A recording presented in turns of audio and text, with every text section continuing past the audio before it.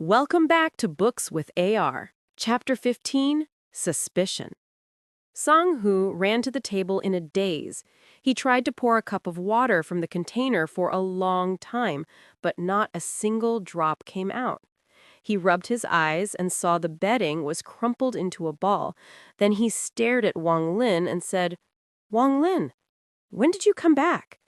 Did a ghost do this?" Wang Lin smiled, then he opened the door and said, "I don't know. When I got back, it was already like this. Why don't you try asking the other disciples? However, if this gets to the elders, you would have to go through the trouble of explaining this and possibly get interrogated by them." Zhang-Hu shook his head and said, "Forget it. I won't ask. If I get questioned by the elders, it would be hard to avoid punishment." Wang Lin didn't mind him and walked out the door. It was still raining outside, so he quickened his pace, afraid the bead would cause some disturbance in the rain. He took a deserted path to the eastern gate. All the water that fell on him was absorbed by the bead, and he was afraid someone would notice. At first, he wanted to hide it in his room, but then decided it was safer to hide it outside. Wang Lin went to one of the places that he had previously hid a gourd containing dew. It was very early in the morning, and not many people had awakened yet. He made sure no one followed him before burying the stone bead there.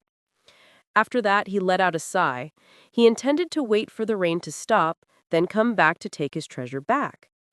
Wang Lin left very cautiously, making sure no one else was around, and made his way to the courthouse. When he got there, he was just about to pick up a bucket when the weasel-faced, yellow-clothed disciple came out. Disciple Yu was a bit startled when he saw Wang Lin, but quickly changed his expression to one full of enthusiasm as he rushed forward to snatch the bucket from Wang Lin's grasp. He said, "If it isn't Brother Wang, how was your trip home? Are your parents doing well? Your senior has missed you on these days you were gone." Wang Lin was stunned. He was very familiar with that face. It was exactly the same face his relatives had at the party, but Wang Lin wasn't sure what Disciple Yu was trying to do. "Brother Yu, my parents are doing well. You don't need to worry," Wang Lin carefully replied, as he wasn't sure what Liu was up to. Disciple Yu warmly said, as he puffed his chest, "Brother, from now on, you don't have to wake up so early. Your big brother was joking with you, telling you to fill 10 vats a day, but you went and seriously believed me. From now on, you only need to fill 1 vat a day. Even if you don't finish in time, you can go eat when food is served. If anyone gives you any trouble, just tell your big brother." Wang Lin's face changed color. He hesitantly asked, "Big brother, is there some matter you wish for me to attend to?" Disciple Yu's face was full of discontent and pretended to be angry. "Little brother, how could you be so cold with your big brother? You are my little brother. Naturally, I should care for you. In the future, your issues are my issues. As for these chores, just do some work to say you worked. In the end, if you do good or bad is just my opinion. Since it's raining today, you don't need to work. That's right. Elder's son came looking for you a few days ago. Now that you're back, it's best to go check in with him." He finished speaking and watched Wang Lin's reaction carefully. Wang Lin muttered to himself and kept from laughing out loud. In his heart, he had guessed more than half of the story after listening to the Disciple Yu. Elder Son must have come looking for him after he left, and Disciple Yu must be afraid of any grudge between them. That's why he is so friendly today. He didn't bother to point out the misunderstanding, and imitated what Disciple Yu did when they first met, and snorted. Disciple Yu's heart skipped when he saw Wang Lin's expression. This confirmed his own suspicion. This trash really was living the dream, to be able to get the attention of an elder. Otherwise, he wouldn't be so arrogant. This kid looked like one that would hold a grudge.